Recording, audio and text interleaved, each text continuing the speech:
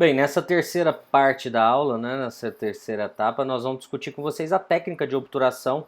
Como eu falei inicialmente, nós temos várias técnicas que podem ser utilizadas para esse vedamento, para essa associação entre gutta-percha e cimentos endodônticos, mas a mais utilizada, que nós vamos trabalhar com vocês na faculdade, né, e que é utilizada na maioria dos casos, é a técnica da condensação lateral, né, que é a associação entre a gutta-percha, os cones acessórios, que nós mostramos para vocês na parte anterior da aula, e o cimento endodôntico, que vai promover a união desse material às paredes dentinárias. Então, como pré-requisito para a obturação do canal radicular, esse canal ele deve estar limpo, modelado e seco. Então, nós discutimos nas aulas de preparo que o único momento em que o canal nós vamos trabalhar em um canal seco é no momento ou da inserção da medicação intracanal ou no momento da obturação. Então, neste momento, o canal deve estar já modelado, preparo finalizado, com controle microbiano, processo de salificação realizado, e ele tem que estar seco também para que a gente tenha uma boa obturação do sistema de canais reticulares. E o objetivo nosso, desse material obturador, desse conjunto gutta-percha cimento, é ocupar toda a extensão preparada do canal radicular. Então todas as paredes e toda a extensão que foi modelada, preparada, ela deve ser agora preenchida pelo material obturador.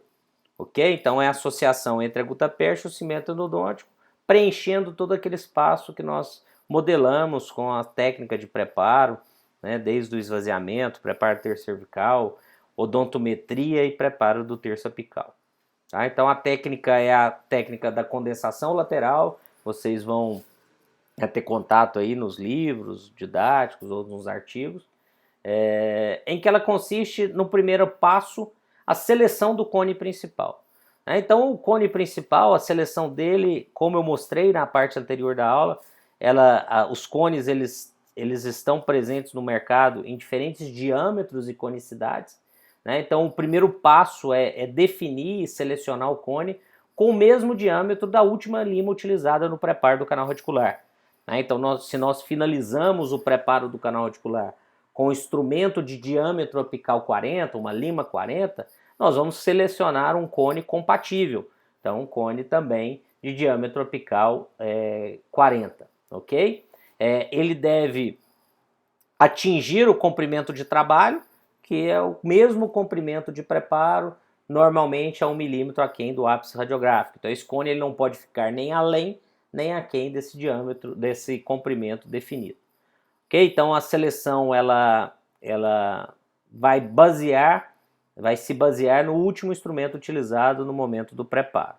Tá? E o que a gente precisa verificar sempre nessa prova do cone, nessa avaliação, se o cone selecionado, o cone principal, ele é o cone adequado para esse caso. Primeiro uma avaliação visual, se ele realmente entra e atinge o mesmo comprimento na odontometria. Então nós vamos marcar esse cone, medir o cone na régua milimetrada e avaliar visualmente se ele entra dentro do conduto no mesmo comprimento que nós realizamos a odontometria. Uma segunda verificação é tátil, é sentir se o cone encontra-se justaposto às paredes.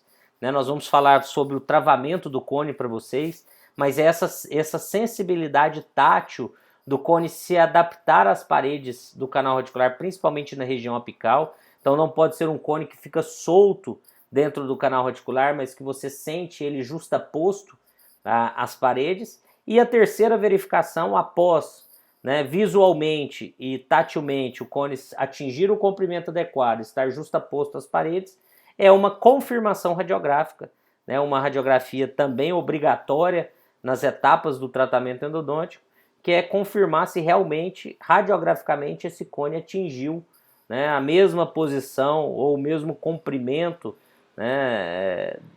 no interior do canal radicular do que os instrumentos de preparo, do que a nossa odontometria, se ele atingiu o comprimento de trabalho definido pós-odontometria para alargamento do terço apical.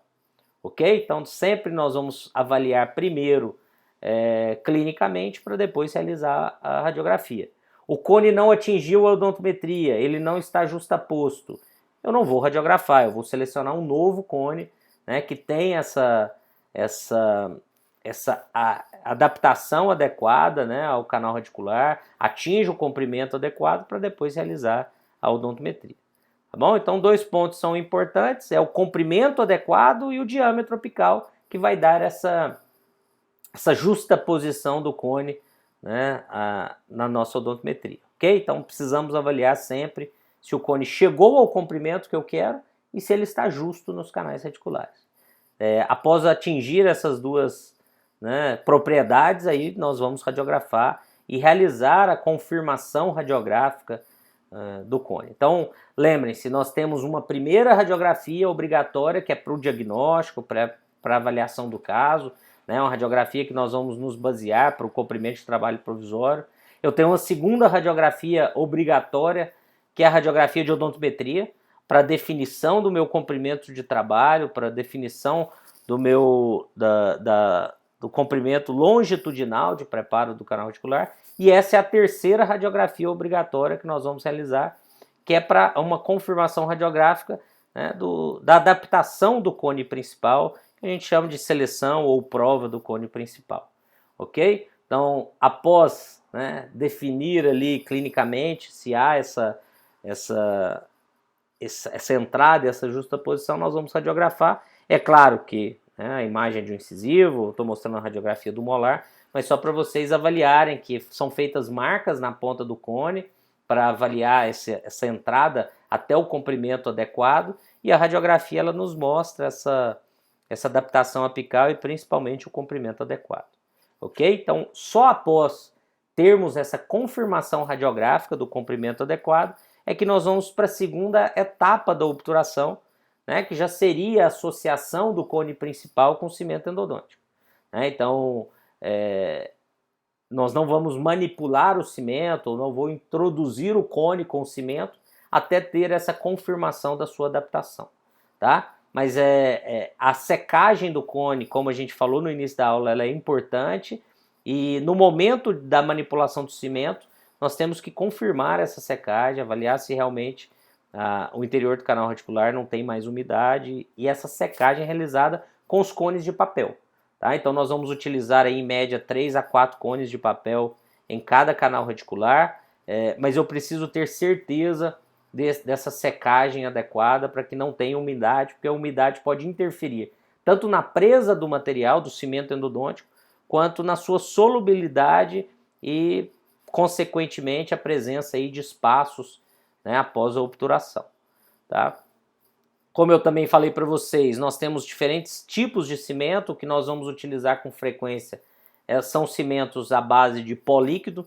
Nós podemos ter também pasta-pasta, que fica mais fácil a sua manipulação, né? Simplesmente a mesma quantidade da pasta base catalisadora, nós promovemos a homogeneização, mas os cimentos à base de óxido de zinco e eugenol, eles são pó líquido, então nós precisamos aprender aí a manipulá-los e a consistência ideal. Tá? Então, tem os dosadores, uma gota de líquido para uma medida de pó, né? Mas de qualquer forma, depois da manipulação, a gente precisa avaliar essa consistência, né? Então, nós vamos promovendo a incorporação do pó, né, ao líquido, e após essa incorporação, nós temos que avaliar essa formação desse fio, né? Então, eu pego com a espátula, isso nós vamos treinar com vocês no laboratório, é uma porção do cimento endodôntico, nós levantamos da placa de vidro, eu preciso formar esse fio, né? Isso me dá uma característica de escoamento do cimento endodôntico. Então eu tenho aí um cimento que tem um bom escoamento e tem uma proporção de pó adequada ao líquido, porque eu não posso ter nenhum cimento com muito pó, em que ele não vai escoar e preencher adequadamente, né, as reentrâncias do canal radicular e promover um bom vedamento, e também não posso ter um cimento com muito líquido, porque o líquido é o eugenol, então ele pode causar uma agressão ao tecido periapical. Então essa proporção ela precisa ser muito bem definida, e vocês com o tempo vão entendendo e vão tendo aí uma proximidade maior com essa consistência, tá? Então, após a manipulação do cimento, nós vamos, né, trazer o cone principal, nós vamos, né, envolver o cone principal com o cimento endodôntico, e aí nós vamos levar esse conjunto cimento endodôntico, cone principal, interior do canal radicular, fazendo movimentos de lateralidade, espalhando o cimento sobre as paredes, né? Posso remover o cone principal, levar novamente, envolvê-lo com mais cimento, para que a gente tenha realmente um bom preenchimento do canal radicular. Se eu simplesmente pegar esse cone principal e levar de uma única vez, sem esse movimento de lateralidade ou de entrada e saída do cone, pode ter a formação de bolhas, né, e não haver um correto preenchimento com o sistema, né, com o conjunto cone de gutta-percha, cone principal e cimento no interior do canal radicular. Tá? Então, a sequência da prova do cone, a secagem do canal radicular, manipulação do cimento, e agora eu levo esse conjunto, cone principal, cimento endodôntico, espalhando bem o cimento nas paredes do canal radicular, né, preenchendo de forma adequada o canal radicular com esse material obturador, ok? Então, esses esquemas eles são bem didáticos, eles, né, nos mostram aí o cone principal envolto pelo cimento endodôntico. Mas como nós discutimos, a anatomia do canal radicular não é a mesma da anatomia, né, do cone, do instrumento. Então nós temos esses espaços que também precisam ser preenchidos. E o cimento endodôntico ele não tem a função de preenchimento, ele tem a função de união. Então, se vocês pegarem essa primeira imagem da esquerda, né, que a gente tem um cone de gutta-percha centralizado e o espaço entre o cone de gutta-percha e as paredes do canal, nós precisamos de um preenchimento desse espaço. Eu preciso associar mais cones de gutta-percha para que haja um preenchimento maior com o material obturador e que o cimento ele tenha a sua atuação principal, que é apenas de união. Então, por isso os cones de gutta-percha, os cones acessórios, né, eles são importantes e são utilizados nessa técnica da condensação lateral. Então nós temos o espaçador digital, que vai ser utilizado para criar o espaço, né? Então é um material, ele é semelhante, um desenho parecido com uma lima, mas ele é liso, né? Ele não tem espiras, ele não promove desgaste das paredes, é simplesmente um instrumento que vai abrir um espaço para a inserção dos cones acessórios. Né? Esse espaçador digital, como nós discutimos, os cones são passíveis, né, de condensação, de adaptação às paredes, então nós vamos pressionando esses cones de gutta-percha contra as paredes, criando espaço e promovendo um melhor selamento do canal radicular. Tá? Então o espaçador digital ele sempre vai no mesmo espaço, então determinem uma parede mesial, distal, palatal, vestibular para a inserção desse espaçador, para que você promova ali uma condensação daquela gutta-percha, daquele material contra uma única parede, e os cones acessórios vão sendo inseridos de forma gradativa, né, naquele espaço criado, para que a gente tenha, ao final, né, o cone principal, os cones acessórios, preenchendo de forma majoritária o canal radicular, e o cimento atuando apenas, né, como material de união entre esses cones e os cones e a parede do canal radicular. Tá? Então não é um material para preenchimento, mas um material para união. Ok? Então essa seria, né, a composição final que nós gostaríamos aí do material obturador, da massa obturadora, né, associando o cone principal, cones acessórios e o cimento endodôntico. Ok? Então lembrem-se do cone principal sempre ser mantido na mesma posição. Então a inserção dos cones acessórios sempre na mesma posição também, para que haja uma compactação dessa gutta-percha e que haja, né, uma maior uniformidade dessa massa obturadora, ok? Então a imagem é uma sequência de imagens, né, inserindo o condensador sempre na mesma posição, após a adaptação do cone principal. Então o cone principal ele é inserido no canal, ele, né, é adaptado no comprimento adequado, já com o cimento endodôntico, e aí nós vamos criando espaços com o espaçador digital e inserindo os cones acessórios nesse espaço criado. Um cuidado que nós devemos ter é que o cone acessório ele não pode ir além do comprimento de trabalho, então vejam que eles também são marcados para que a gente tenha um limite de inserção desse cone acessório. Ele não pode passar do comprimento de trabalho, né, para que não vá à região periapical, e à medida que nós vamos inserindo os cones acessórios, eles vão entrando ou penetrando cada vez menos, né? Então há um preenchimento da região apical para a região cervical. Né? Então também esses cones eles não necessariamente entrarão no comprimento de trabalho, eles precisam preencher esse canal radicular da região apical para a região cervical. Então à medida que nós vamos inserindo cones, eles vão, né, penetrando e entrando cada vez menos. Ok? E após o preenchimento, nós já não temos mais espaços para inserção dos cones acessórios, nós vamos para a quarta radiografia obrigatória, que é a avaliação radiográfica, a prova da obturação, né, para a gente avaliar se a obturação ela foi conduzida da melhor maneira. Então, nessa avaliação radiográfica, antes do corte desse material obturador, nós vamos investigar possíveis falhas, né? Se houve uma subobturação, se a minha obturação está aquém do meu limite de preparo, ou se houve uma sobreobturação, né? Se eu avancei com essa obturação para a região apical, e também posso avaliar espaços vazios na massa obturadora, o que vai me indicar que eu preciso inserir mais cones antes do corte final. Ok? Então essa radiografia ela é importante, é uma radiografia obrigatória, a quarta radiografia que nós vamos realizar na sequência do tratamento endodôntico. Uma vez definido que a massa obturadora está no limite adequado, né, não houve sub ou sobreobturação, e que eu não tenho mais espaços na massa obturadora, principalmente no terço apical e médio, né, nós passamos para a fase seguinte da obturação, que é o corte desse material e a condensação vertical. Então nós tivemos a condensação lateral, que é o uso do espaçador, né, pressionando a massa obturadora contra as paredes do canal radicular, promovendo essa adaptação lateral da massa obturadora, e agora nós vamos realizar o corte e a condensação vertical, né, no sentido cérvico-apical da massa obturadora. Então esse corte ele deve ser realizado sempre a aproximadamente 2 milímetros abaixo do nível gengival. Então imaginem o nível gengival do paciente, nós temos que cortar sempre 2 milímetros abaixo desse nível, né? É uma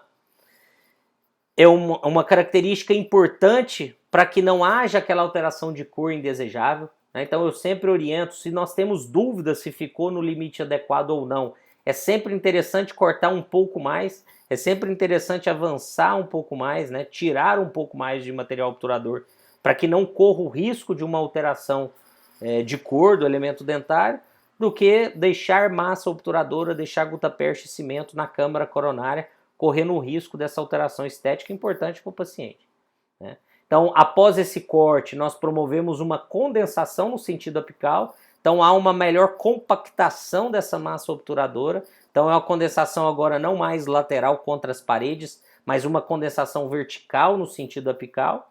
Limpamos a câmara coronária para remover o resto de cimento, né, que possa ter permanecido nessas paredes da câmara coronária ou resto de gutapercha. O selamento coronário, né, a restauração provisória no primeiro momento, com material interessante como o cimento de ionônio bivido ou mesmo a resina composta, para depois o prosseguimento, a restauração definitiva, se for necessário a confecção de uma coroa, né, de uma faceta, enfim. É importante que após essa obturação a gente tenha um selamento coronário eficiente para evitar uma entrada microbiana após, né, a obturação. E a radiografia final, a nossa quinta radiografia e a última radiografia, né, depois de remover o isolamento e após a restauração provisória ou definitiva, né, e o selamento coronário. Tá? Então essa seria a quinta radiografia obrigatória. Todo o tratamento endodôntico nós vamos ter as 5 radiografias, finalizando com a radiografia pós-remoção do material, pós-remoção do isolamento absoluto e pós-selamento provisório ou definitivo, ok? Para esse corte, para essa condensação, nós vamos utilizar os condensadores de Paiva, né, que são esses instrumentos rombos que permitem um aquecimento, e nós vamos utilizar aí, né, o maçarico que nós pedimos para vocês. Utilizávamos antes as lamparinas, mas o maçarico ele se mostra mais eficiente. É o aquecimento da ponta do condensador de Paiva. Então promovemos um aquecimento dessa ponta. Lembrem-se, a gutapercha ela é passível, né, de alteração térmica, então quando há o aquecimento, ela é facilmente moldada, cortada, então a gente consegue uma manipulação facilitada dela.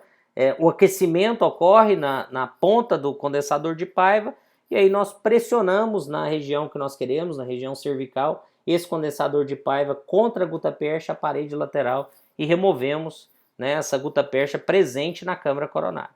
Tá? Então esse corte inicial, o instrumental tem que estar bem quente, para que a gente promova um corte adequado, para que não venha a massa obturadora junto ao condensador de Paiva, e após esse corte no limite adequado, nós selecionamos um condensador de Paiva agora não aquecido, né? Nesse momento da condensação no sentido apical, no momento da condensação vertical ele tem que estar frio, para que não remova a gutta-percha no interior do canal articular, e nós promovemos essa pressão, essa condensação no sentido apical, seria a condensação vertical da gutta-percha.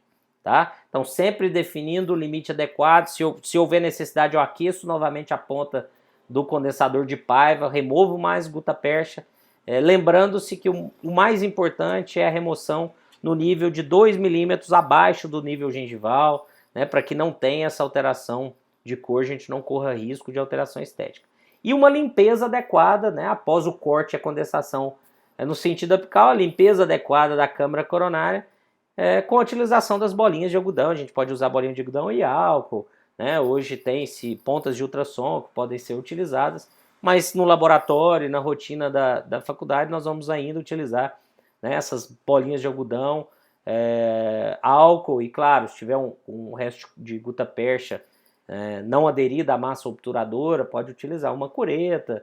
E o importante é que a câmara coronária ela fique muito bem limpa, para que não tenha, né, essa influência do cimento ou da gutta-percha na estética dentária, ok? Então precisamos de um bom vedamento, uma boa limpeza antes do selamento, seja ele provisório ou definitivo, utilizando já uma resina composta. Em alguns casos vocês vão trabalhar assim, principalmente nas clínicas integradas, tá bom? E ao obturar os dentes, é importante lembrarmos que a obturação ela só conclui após a restauração definitiva, né? Então o selamento ele precisa ser efetivo tanto dos canais radiculares quanto da região coronária de acesso, né? Então é importante o acompanhamento, o encaminhamento ou a restauração definitiva desse dente o quanto antes, para que a gente tenha, né, uma condição favorável aí, em relação ao tratamento endodôntico, né? Tanto em condições mecânicas de uma possível fratura desse dente, quanto o selamento, evitando a presença ou a entrada de micro-organismos, né, que podem promover aí o sucesso do tratamento.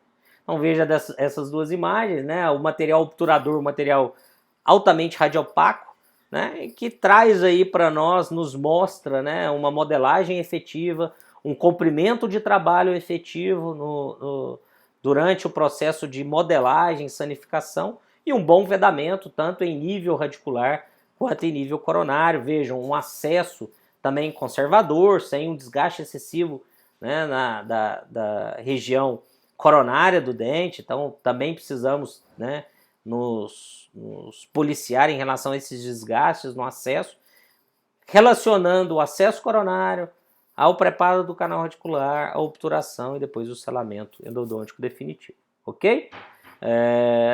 Todas essas técnicas citadas, né, todos esses materiais estão tanto no livro do professor Carlos, o Ciência Endodôntica, quanto o livro Endodontia Laboratorial e Clínica, né, que a gente pode, que tem na biblioteca, né, quando tiver o retorno às atividades, vocês podem, né, buscar essas informações, e também, como a gente sempre tem dito para vocês, no site, esses esquemas, essas pranchas, né, que eu mostrei para vocês da sequência técnica também estão todas lá no nosso portal EndoScience.